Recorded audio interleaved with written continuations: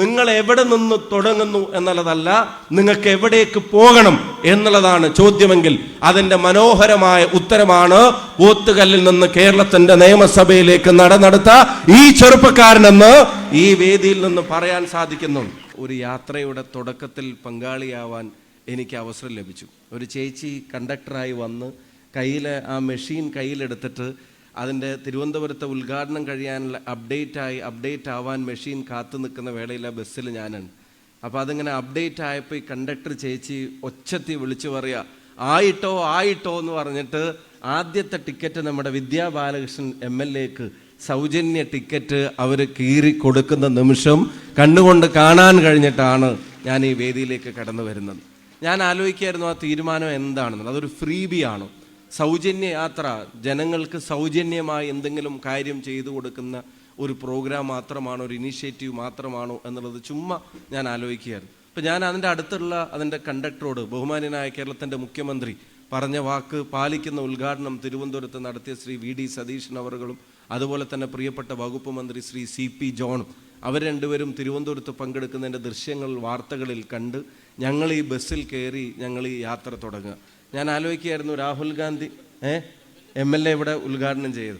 രാഹുൽ ഗാന്ധി കേരളത്തിൽ കോഴിക്കോട് വന്നിട്ട് ഇതുപോലൊരു ബസ്സിൽ കയറി അതിൽ യാത്ര ചെയ്യുന്ന വനിതകളോട് അന്ന് കൊടുത്ത ഉറപ്പും വാക്കുമാണ്. അത് പാലിച്ചു കഴിഞ്ഞിട്ട് ഞാൻ പോകുമ്പോൾ KSRTCയിലെ 1-2 ആൾക്കാരോട് ഞാൻ അങ്ങനെ ചോദിച്ചു, ഇവിടുന്ന് യൂണിവേഴ്സിറ്റിയിലേക്ക് ഉള്ള ടിക്കറ്റിന് എത്ര പൈസയാണെന്ന് ചോദിച്ചു. അവർ പറഞ്ഞു 28 രൂപയാണ് വൺ വേ, എന്ന് വെച്ചാൽ പോയി വരുമ്പോൾ 56 രൂപ. 28 രൂപ പോവാനും 28 രൂപ തിരിച്ചു വരാനും. ആ പ്രദേശത്ത് പഠിക്കാനോ ജോലി ആവശ്യത്തിനോ പോകുന്ന ഒരാൾ ഒരു മാസത്തിൽ ഒരു 25 ദിവസം അവിടെ പോകുന്നുണ്ടെന്ന് കണക്കാക്കിയാൽ അവർ സേവ് ചെയ്യുന്നത് 1400 രൂപയാണ്. 100 രൂപയുടെ ടിക്കറ്റിൽ യാത്ര ചെയ്യുന്ന, ഒരു ദിവസം യാത്ര ചെയ്യുന്ന ഒരാൾ 25 ദിവസം ഒരു മാസത്തിൽ യാത്ര ചെയ്യുന്നുണ്ടെങ്കിൽ അവർ സേവ് ചെയ്യുന്നത് 2500 രൂപയാണ്. ഞാൻ അവരോട് വെറുതെ ചോദിച്ചു, ഇവിടുന്ന് കണ്ണനെ തൊഴാൻ പോകാൻ എത്ര പൈസയാണ്? ഗുരുവായൂർ പോകാൻ 133 രൂപയാണ് കോഴിക്കോട് നിന്ന് വേണ്ടി വരുന്നത്. തിരിച്ച് കോഴിക്കോട്ടേക്ക് എത്താനും 133, 266 രൂപ. മാനന്തവാടിയിൽ പോകാൻ അവർക്ക് വേണ്ടി വരുന്നത് 112, 130 രൂപയാണ്. സുൽത്താൻ ബത്തേരിയിൽ പോകുമ്പോൾ വേണ്ടി വരുന്നത് 112 രൂപയാണ്. ഈ ബസ്സുകൾ മെഡിക്കൽ കോളേജിൻ്റെ മുമ്പിലൂടെ പോകുന്നുണ്ട്. രോഗത്തിന് ആശ്വാസം തേടാൻ വേണ്ടി, ചികിത്സയ്ക്ക് വേണ്ടി തേടുന്ന ആളുകൾ ഈ ബസ് ഉപയോഗിക്കുമ്പോൾ കേരളത്തിൽ ഉടനീളം 3125 ബസ്സുകളിൽ കേരളത്തിൻ്റെ വനിതകൾ അവരുടെ അവകാശമായിട്ടുള്ള യാത്ര അവർക്കും ഈ നാടിനും വേണ്ടി നടത്തുമ്പോൾ അത് കേവലം ഒരു ഫ്രീബി അല്ല, ഞാൻ പറയുന്നു അതൊരു എംപവർമെൻ്റ് ആണ്. 2500 രൂപ ഒരു മാസം സേവ് ചെയ്യുമ്പോൾ അത് ചെലവഴിക്കപ്പെടാതെ പോകുന്ന പൈസയല്ല, അത് അവരുടെ അധ്വാനത്തിൻ്റെ തന്നെ ഭാഗമായി അവരുണ്ടാക്കുന്ന അഡീഷണൽ വരുമാനമാണെങ്കിൽ അതിൽ നിന്ന് ചെലവഴിക്കപ്പെടുന്ന ഓരോ രൂപയും, അതിൽ നിന്ന് ചെലവഴിക്കപ്പെടുന്ന ഓരോ പൈസയും അവരവരുടെ കുടുംബത്തിൻ്റെ ശാക്തീകരണത്തിന് വേണ്ടിയാണെങ്കിൽ അതൊരു സാമൂഹിക സാമ്പത്തിക വിപ്ലവമാണ് എന്നുള്ളത് ഈ നാട്ടിൽ പറയാൻ നമുക്ക് സാധിക്കും. ഒരു പെൻഷൻ മാസം കിട്ടുന്നത് പോലെ, ഉറപ്പ് കൊടുക്കുന്നത് പോലെ അവർക്കെല്ലാ മാസവും അത്തരത്തിലൊരു ഇൻകമായി അത് മാറുകയാണ്. നേരത്തെ PM ഇവിടെ സൂചിപ്പിച്ചതുപോലെ പറക്കാൻ ആഗ്രഹിക്കുന്നവരുടെ ചിറകും ആകാശവും അത് രണ്ടും ശക്തിപ്പെടുത്താൻ വേണ്ടി ജനങ്ങൾ തെരഞ്ഞെടുത്തൊരു സംവിധാനം, ജനങ്ങൾക്ക് വേണ്ടി പ്രവർത്തിക്കുന്നതിൻ്റെ ഉദ്ഘാടനം നടന്ന ദിവസം ഈ നാടിൻ്റെ ചിറകുകളും ആകാശവുമാകാൻ പോകുന്ന ആളുകളെ പ്രിയപ്പെട്ട ജോയുടെ നേതൃത്വത്തിൽ ഇത്തരമൊരു സംഗമത്തിൽ വെച്ച് അഭിസംബോധന ചെയ്യാൻ കഴിയുന്നതും ഒരവസരവും ഭാഗ്യവുമാണ് എന്ന് പറയാനും ഞാൻ ആഗ്രഹിക്കുകയാണ്. ഞാൻ ജോയുടെ ഈ പറയുന്ന അദ്ദേഹത്തിൻ്റെ ചിറകുകളെ സംബന്ധിച്ച് ആലോചിക്കുകയായിരുന്നു. ജോയ് വരുന്ന സ്ഥലം പോത്തുകല്ല് എന്ന് പറയുന്ന സ്ഥലത്തു നിന്നാണ് ജോയ് വരുന്നത്. നിലമ്പൂരിൻ്റെ പോത്തുകല്ല് എന്ന് പറയുന്നത് ഈ ജില്ലയുടെ ഏത് അതിർത്തിയിലാണ് എന്നുള്ളത് നിങ്ങൾക്ക് എല്ലാവർക്കും അറിയാം. അതൊരു മൂലയിലാണ്, അതൊരു കോർണറിലാണ്, അത് അങ്ങേ അറ്റം മൂലയിലേക്ക് പോയൊരു സ്ഥലമാണ്. ആ കാലത്ത് ബസ്സുകളിൽ നിന്ന് കയറി ഒരു സ്ഥലത്തേക്ക് എത്താൻ അവിടെ കഴിയാതിരുന്ന ഒരു കാലമുണ്ടായിട്ടുണ്ടാവാം. ചിലപ്പോൾ ട്രിപ്പടിക്കുന്ന ജീപ്പുകൾക്ക് കാത്തു നിൽക്കേണ്ടി വന്നിട്ടുണ്ടാകാം. അതിൻ്റെ മുന്നൊരു തലമുറ ചിലപ്പം നടന്നു പോയിട്ടുണ്ടാവാം. ആ ട്രിപ്പടിക്കേണ്ട ജീപ്പുകൾക്ക് കാത്തു നിൽക്കേണ്ടി വന്നിട്ടുള്ള, ബസ്സുകൾ പോലും ഇല്ലാതിരുന്ന ഒരു സ്ഥലത്ത് മെലിഞ്ഞു കൊലുന്നനെയുള്ള ഒരു ചെറുപ്പക്കാരൻ കേരള വിദ്യാർത്ഥി യൂണിയൻ്റെ കൊടി പിടിച്ച് തനിക്ക് പോകാൻ പറ്റാവുന്ന ഈ സംസ്ഥാനത്തെ മുഴുവൻ ഇടങ്ങളിലും, ആദ്യം ജില്ലയുടെ ഇടങ്ങളിലും നിലമ്പൂരിൻ്റെ ഗ്രാമപ്രദേശങ്ങളിലും തൻ്റെ വായന കൊണ്ടുണ്ടാക്കിയ അറിവിനെ മനോഹരമായ വാഗ്ധോരണിയാക്കി മാറ്റി പ്രസംഗങ്ങളിലൂടെ തൻ്റെ മുന്നിലിരിക്കുന്ന സദസ്സിനെ അവരുടെ മനസ്സിൽ സ്വാധീനം ചെലുത്തിയിരുന്ന ഒരു കേസുകാരനായ തുടക്കക്കാരനായിട്ടുള്ള ഒരു മെലിഞ്ഞ പയ്യൻ, എനിക്ക് തോന്നുന്നു കേരള വിദ്യാർത്ഥി യൂണിയന്റെ സംസ്ഥാന കമ്മിറ്റിയുടെ അധ്യക്ഷ പദവിയിലിരുന്ന് ആ പദവിയിലേക്ക് തെരഞ്ഞെടുക്കപ്പെടുന്ന ഒരാളായി മാറി.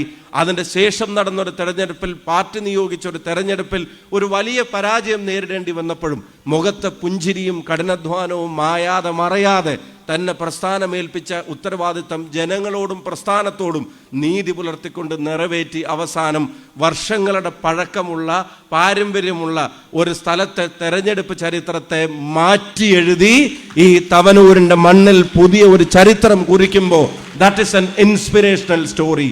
അതൊരു മോട്ടിവേഷണൽ സ്റ്റോറിയാണ്. കാരണം എന്താ, നിങ്ങൾ അച്ചീവ് ചെയ്യുന്ന കാര്യങ്ങൾക്ക് വേണ്ടി നിങ്ങളൊരു തീരുമാനമെടുത്ത് നടക്കാൻ തീരുമാനിച്ചാൽ ആ യാത്ര എവിടെ നിന്ന് തുടങ്ങുന്നു എന്നുള്ളതല്ല പ്രശ്നം.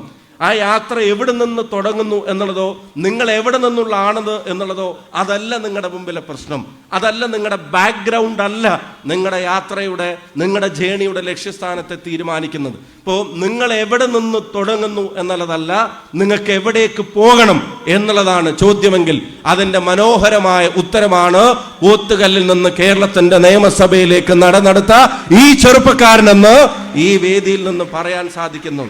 അപ്പൊ അത്ര റിമോട്ടായിട്ടുള്ള ഒരു സ്ഥലത്തിൽ നിന്ന് വരുമ്പോൾ അത് നൽകുന്ന സന്ദേശം എന്താണ്? ജോഗ്രഫിക്കൽ കൺഫൈൻമെന്റ് ഇല്ല.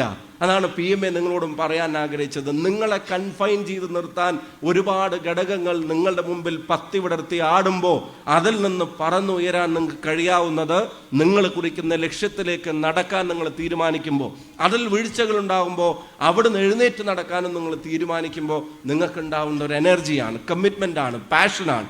അതിനെ മുറുകെ പിടിക്കുമ്പോഴുണ്ടാവുന്ന ഇഷ്ടമാണ്. കഷ്ടപ്പെട്ട് മാത്രമല്ല, ഇഷ്ടപ്പെട്ടും കാര്യങ്ങൾ ചെയ്യുമ്പോൾ ഉണ്ടാവുന്ന റിസൾട്ടാണ് അതിൻ്റെ പ്രചോദനം. അത് നിങ്ങൾക്ക് ഒരുപാട്, ഞാൻ പറഞ്ഞു, ഫ്രം വേർ യു ബിഗിൻ അതല്ല ഘടകം.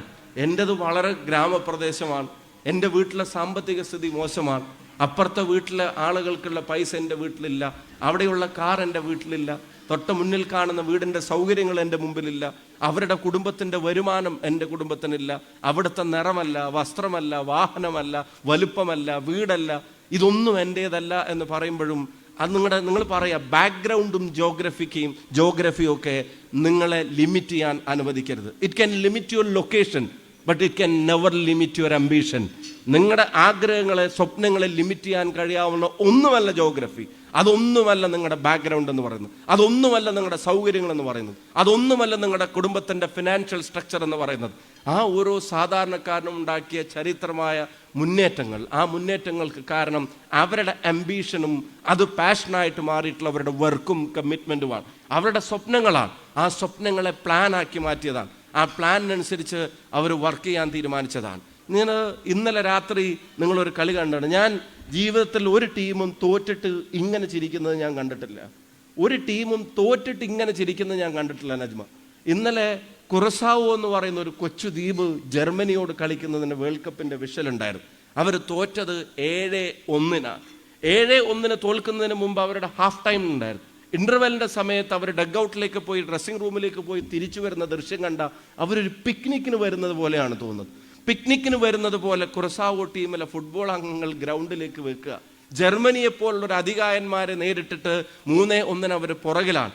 അവരടിച്ച ആ ഒരു ഗോളിൻ്റെ സന്തോഷം ജർമ്മനി അടിച്ച 7 ഗോളും തൂക്കി നോക്കിയാലും കിട്ടാത്ത തരത്തിൽ കുറസാവോ ദ്വീപിലെ ആ ആളുകളുടെ, ഫുട്ബോൾ പ്രേമികളെ ആ ഗ്രൗണ്ടിൽ ലൊക്കേറ്റ് ചെയ്യുന്നത് അതിനേക്കാൾ ബുദ്ധിമുട്ടായിരുന്നു. ലോകത്തിൻ്റെ മാപ്പിൽ ഈ ദ്വീപ് എവിടെയാണ്, കരീബിയൻ കടലുകളിലുള്ള ഈ ദ്വീപ് എവിടെയാണെന്ന് കണ്ടെത്താൻ. അത്ര ചെറിയ ഒരു സ്ഥലം, 444 സ്ക്വയർ കിലോമീറ്റർ മാത്രമുള്ള സ്ഥലം. അവിടുത്തെ പോപ്പുലേഷൻ എത്രയെന്ന് അറിയോ? അവിടുത്തെ പോപ്പുലേഷൻ 1,60,000 ആളുകൾ. വോട്ടർമാരല്ല, അവിടുത്തെ താലൂക്കിലെ പോപ്പുലേഷൻ അല്ല, അവിടുത്തെ മുനിസിപ്പാലിറ്റിയിലെ പോപ്പുലേഷൻ അല്ല, ആ കോൺസ്റ്റിറ്റ്യുവൻസിയിലെ പോപ്പുലേഷൻ അല്ല, അവിടുത്തെ പോപ്പുലേഷൻ ആ രാജ്യത്തിൻ്റെ പോപ്പുലേഷനാണ്.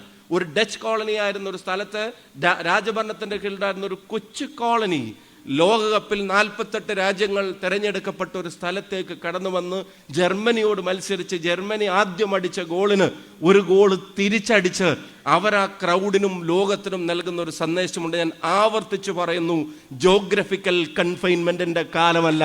മലപ്പുറത്ത് നിന്നോ തവനൂരിൽ നിന്നോ പോത്തുകല്ലിൽ നിന്നോ ഏത് ഗ്രാമാന്തരങ്ങളിൽ നിന്നും നിങ്ങളുടെ കഴിവിനോട് നീതി പുലർത്താൻ നിങ്ങൾ തയ്യാറായാൽ, നിങ്ങളുടെ അംബീഷനെ, നിങ്ങളുടെ ഡ്രീമിനെ പ്ലാൻ ആക്കി അതിന് വർക്ക് ചെയ്യാൻ നിങ്ങൾ തയ്യാറായാൽ, നിങ്ങൾ കമ്മിറ്റഡ് ആയാൽ, നിങ്ങൾ പാഷനേറ്റ് ആയാൽ, നിങ്ങൾ വീണുപോയാൽ അവിടുന്ന് എഴുന്നേറ്റ് നടക്കുമെന്ന് ഉറച്ചു തീരുമാനിച്ചാൽ, ഞാൻ ഉറപ്പ് പറയുന്നു, നാളെ തവനൂരിന്റെ മേൽവിലാസം ആരെന്ന ചോദ്യത്തിന്റെ ഉത്തരമാണ് എൻ്റെ മുന്നിലിരിക്കുന്ന ഓരോരുത്തരും എന്നുള്ളത് ഈ സദസ്സ് നമ്മളോട് ഉറച്ചു പറയുന്നുണ്ട്.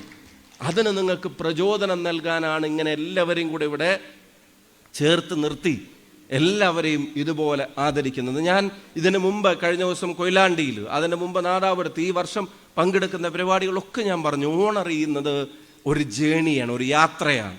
നിങ്ങളുടെ മാർക്കിനെ അല്ല, നിങ്ങളുടെ അച്ചീവ്മെൻറ്റിനെ അല്ല, നിങ്ങളുടെ A+നെ അല്ല. ഓണർ ചെയ്യുന്നത് സ്ട്രഗിളിനെയാണ്, യാത്രയാണ്. അതിൽ ഒപ്പം നിങ്ങളോടൊപ്പം നടന്നവരെ സംബന്ധിച്ചാണ് PM നമ്മളെ ഓർമ്മപ്പെടുത്തിയത്. ആ യാത്ര നമ്മൾ തനിച്ചായിരുന്നില്ല.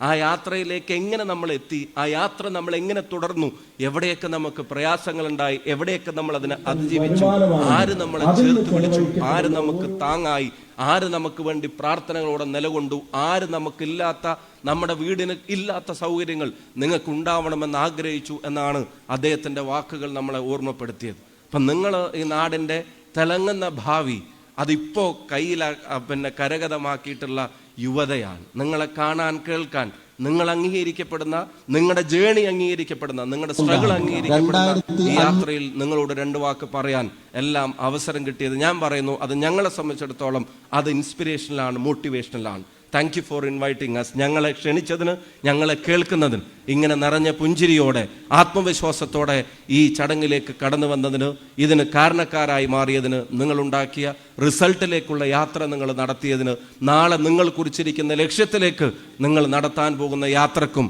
സ്നേഹനിർഭരമായ പിന്തുണയും ആശംസകളും നേർന്നുകൊണ്ട് ഈ സംഗമം ഔപചാരികമായി ഉദ്ഘാടനം ചെയ്തതായി പ്രഖ്യാപിച്ചുകൊണ്ട് നിർത്തുന്നു. നന്ദി, നമസ്കാരം, ജയ് ഹിന്ദ്, താങ്ക് യു.